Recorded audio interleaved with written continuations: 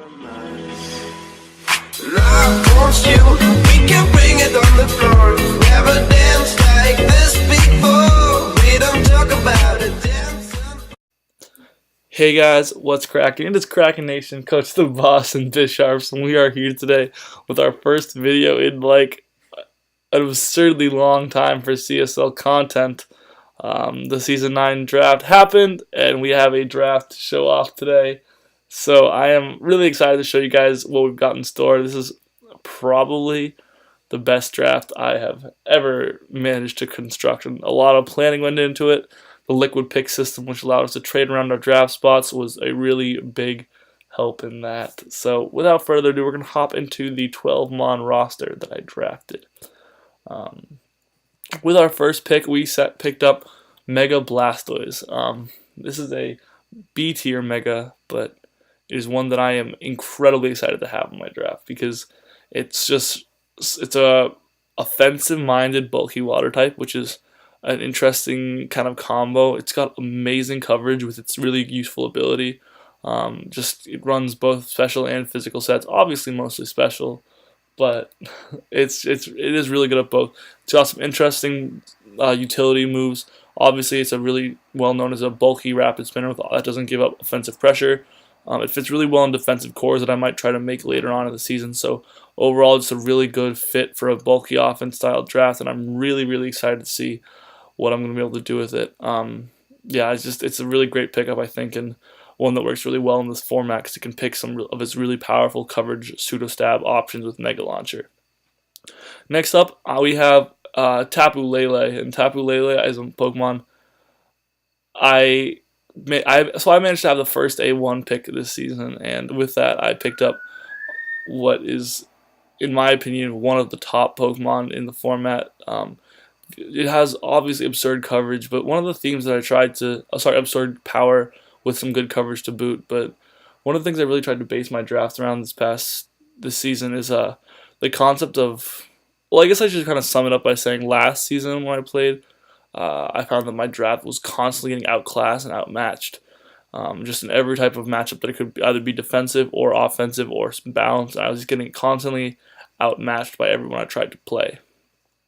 So this season I tried to find Pokemon that kind of addressed that issue and find Pokemon like Mega Blastoise, but Tapu Lele is the perfect example of Pokemon that can find matchup in any matchup. And what I mean by that is Tapu Lele is the kind of Pokemon that can be really effective in a balance breaking type role, a stall breaking type role, or an anti-offense type role, and it just finds ways to match up against any team archetype. You slap a Scarf on this thing, and it's fearsome for a hyper-offensive team to deal with because it just is one with a little bit of prior damage, just KOing things left and right. When you slap a Specs or a Life Orb on it, and things don't switch in. Period. Like balance and stall teams can't deal with it either. So obviously it's Psychic Terrain meant I had to build a team that could be well supported by it, but I think I managed to do that, and I'm very, very excited to see what this A1 Pokemon can bring. I think it's had a really phenomenal run in the CSL so far, and I mean, I chose it over a lot of Pokemon that were available, including things like Deoxys Speed and Manaphy, who I have a long history with, not a long, but a great history with, and so it's exciting to have picked that for my drafts. So next up, we've got Garchomp, and this is a Pokemon I had in one of my better runs in Season 4. Garchomp I picked up with my A2, and I was super piped up about getting Garchomp. I wanted Landorus Darien, that was the original plan, but Garchomp was the backup and ended up being the one I ended up having to get. That said, that isn't mean Garchomp is a bad Pokemon by any stretch, or that I didn't want it. It's just that Landorus Darien offered me a ground resist as well as a U-turn, and those are two things I was looking for. But that said, Garchomp has a different skill set. It's a better defensive Pokemon than Landorus Darien could be, just because of the natural bulk it has, as well as the access to Rough Skin, and the Tank Chomp set is so effective. But it also is substantially faster than Landorus Darien. And so Garchomp's speed tier is a really trolly one, and one that really helps me stagger my speed tiers, which is something I've been working on perfecting over the course of the seasons to force my opponents to run speed boosting natures. Just be able to hit these staggering speed stats like kind of marginally better than the last each one. Obviously, its offensive prowess is what it's most known for, and with phenomenal coverage, put a Z move on this thing. It's got absurd power, both wall breaking. It's got scarf sets, got tanky sets.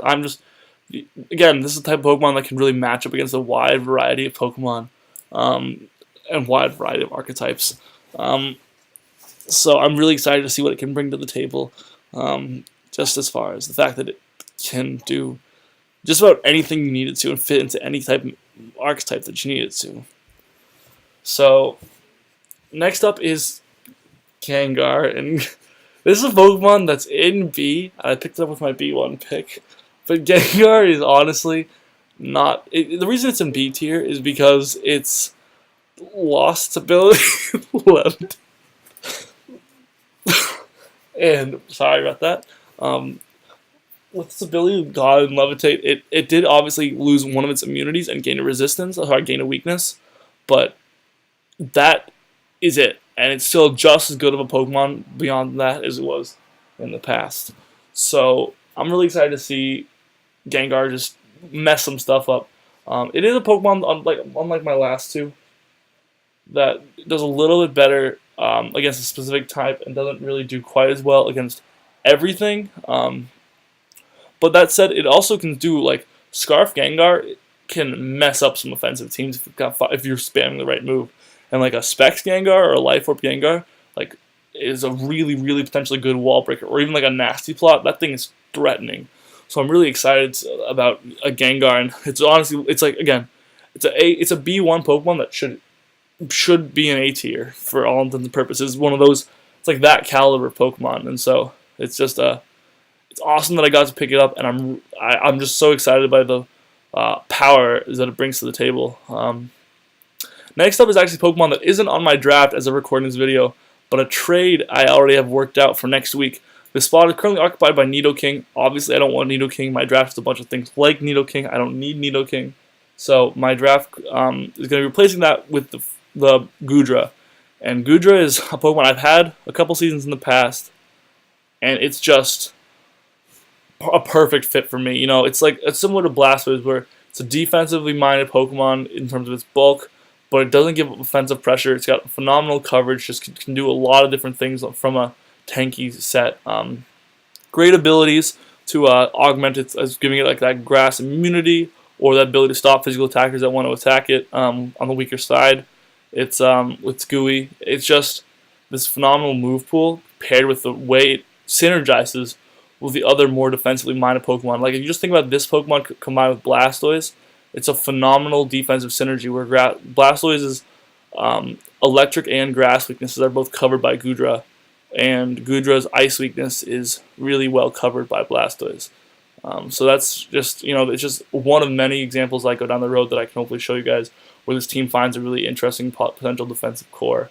Next up, we've got Emboar. And Emboar is one of those top C1 mons that just puts so much pressure on from the matchup. At this point in my draft, if you notice, I don't really have a lot of great physical offense, but Emboar and Garchomp together just really form the mass of my team's physically offensive capabilities. Emboar, obviously, firefighting, that typing is amazing physically. This thing's coverage is unbelievable. It might have the best coverage on my team. I'm not sure, but it just gets somehow everything. It doesn't need all of it. It really, this thing loves to spam reckless flare blitzes all day long, and I'll hopefully give it lots of chances to. It's also one of the few priority users on my team. It's not a bad thing to have a priority user, especially one that has Sucker Punch to hit ghost types that Tapu Lele might fear. Because Tapu Lele, obviously, it's like terrain, means priority is generally not going to be a great bring for me. It is nice to have a couple Pokemon here and there that can run it, especially ones that could run it potentially effectively in tandem with what else I have. But yeah, Emboar, just that firefighting type, that sheer offensive presence that kind of defines how people have to prep for my physical offense in my team. Next up is our franchise, Jolteon. And Jolteon is kind of the hallmark speed mon on our team with Gengar and Garchomp. Obviously, those three all kind of have these really, really high speed tiers that kind of force teams to run speed against me, and I'm never going to be in a situation where, like, crap, I can't find ways to outspeed my opponent, because I'm up there in every place that I need to be. That said, Jolteon is my team's only pivoter. Probably the biggest weakness of this draft, besides the slight ground weakness. because the slight ground weakness I've realized isn't actually that much of a ground weakness, and it's easily playable around. The biggest weakness of this draft, I would say, is lack of pivoting. Jolteon is the one and only pivot on this draft with Volt Switch, and its coverage obviously kind of holds it back, but it does a really good job of being a fast Pokemon, a electric type Pokemon, powerful special attacker again, and one that can grab me that initiative that I need. And I got it franchised in the bottom of C2. So, I got nothing to complain about. It's one of the top 10 Pokemon in the C tier easily, and I got it with like the 18th pick in C2. So I was really happy to get this thing as a franchise. Next up is Rhydon. I dropped down a tier and picked up Rhydon at a D tier in my C3 spot, and I'm totally okay with that because Rhydon is monstrous. It's actually substantially bulkier than Rhyperior, when it's getting hit by 2 times effective, and especially by neutral attacks. Rhyperior is only more, because Solid Rock factors in, it's only better at taking like water and grass moves than Rhydon. Every other type of move, Rhydon takes on better. The power is obviously nice. 130 attack is, I think it has, and that's really, really, really good, obviously. That's the same as Garchomp. It's one of my team's other Stealth Rockers. Unfortunately, I think 2 of my Stealth Rockers are weak to Ice, but that's something I can. My other one's pretty good against Ice on the other hand, so that's fine. And my team is pretty good against Ice overall. Rhydon also has like really cool Rock Polish sets, and if you think about like how well this Pokemon, beyond kind of what I'm trying to get at with this team is like it has this really solid defensive backbone as well that I can always bring to any match. It's kind of tanky backbone where I can find what my opponent lacks. So if my opponent lacks like a really strong Ice type attacker, Goodra plus Rhydon shuts down like almost any team with just this hard tank presence that just punishes people with coverage and damage. And I'm really excited by that. So Rhydon obviously fits really well with that. Another Pokemon it fits really well with, if my opponent doesn't have a strong grass type, Blastoise is a great tandem partner for Rhydon. It just always finds a way to really, really work with the Pokemon it's cord with. And so Rhydon I thought was a great fit, and it's one of my ground weaknesses of the ground weakness I've talked about. But again, with a Violet, it's so bulky that it hardly counts as a ground weakness. Next up, we've got Avalugg, and so this is where I started dropping to try to get that 8th tier bonus. So I really started dropping. Avalugg was my D1 pick, and I picked an E tier Mon, obviously, but Avalugg should easily be in D tier because this thing is absurdly physically bulky. It's my second hazard clear of 3. Great physical presence, really doesn't give up much. Access to recovery, it's a Mon that I've used quite extensively in the past, and one that hasn't let me down. It's just really, really good at what it does. And that ground type weakness is really effectively answered by Avalugg, because Earthquake, from almost anything, Avalugg just shrugs it off, and Avalanche will hit those ground types that are trying to attack my team. So Avalugg is just one of 2 Pokemon I draft that perfectly offensive ground types trying to beat my draft. It's just a really great Mon. I'm excited to have it. Next up is Levani. In the past, I've had Levani to much disappointment. I redrafted this season, and I'm really excited to see what it can do for me this season. If you haven't noticed, I have a lot of Pokemon that, against Sticky Webbed opponents, could decimate with their power levels. Things like Garchomp, Blastoise, Tapu Lele, Emboar, Gengar, as if they can have the luxury to run their special attack boosting natures or physical attack boosting natures, Adamant or Modest or whatever item they can run, and not care as much about the speed game, all of a sudden my team is just like 10 times as threatening. And Levani affords me exactly that, so I'm really, really amped to have it on the draft. It wasn't a Mon that I used super well. It obviously also has access to baton passing for almost any stat it wants to pass, which is obviously a cool benefit, as well as really nice setup sets it can do itself. Pretty cool offensive typing, if I do say so. Like, it can do a lot of cool stuff. So I'm not sure if I'm ever going to get a chance to use it, and I hopefully will be able to, because it isn't limited to just a web setter, and I really hope I can find opportunities to capitalize on what Levani can do. Next up, we have my E tier pick, and that is Ursaring. Ursaring is, again, a Pokemon that defines that style of, it can play against offense, it can play against stall, it can play against balance. Guts Facade Ursaring is next level powerful. This thing is one of the strongest attackers in the game. But if I need to run speed on it, I can run Facade, still have that really, really powerful attack, and instead I can hit around a 106 base speed. so I can find ways to outspeed. It fits in a really good speed tier. Fits in with an insane amount of coverage. Doesn't really need it. Can pretty much just click Facade against everything that doesn't resist Facade. But it does get access to like close combat and crunch to hit those ghost types and those steel types that resist Facade. So it's a great Pokemon, a great fit, and another Pokemon that really benefits from the sticky webs provided by Levani. The final Pokemon that really brings the team together, I feel like, is Skarmory. What Skarmory does is core with those defensive Pokemon. Obviously, it's another hazard setter. It's my spike setter. It's another defogger. It just gives me complete control over the hazard game. It's absurdly bulky on the physical side. So basically, between Avalugg, Rhydon, Skarmory, and Blastoise, physical attackers are pretty much null and void against my team.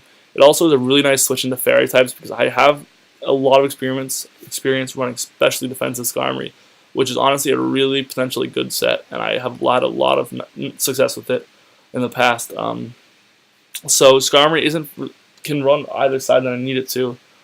It even has some viable offensive sets with weak armor and such, and it just cores so well. Like if my opponent lacks a strong fire type, my opponent lacks a strong electric type, Blastoise plus Skarmory is amazing coverage. Or if it lacked like Skarmory plus Goodra, synergize blissfully well, and like just these combos of defensive backbones that I can pull out my team mean that I can take the hits I need to take and then retaliate back hard when the opportunities rise. And I feel like after having an unsuccessful campaign last season, I'm going back to what I used to find success in, and that's exactly that.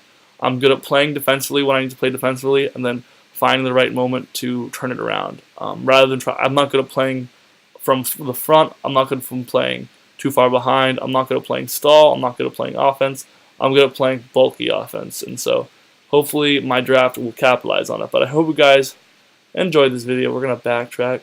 Hope you guys enjoyed this video. If you did, leave a comment, rate, subscribe, all that good stuff. It is always very appreciated. And until next time, I will see you guys later. Krakenation out.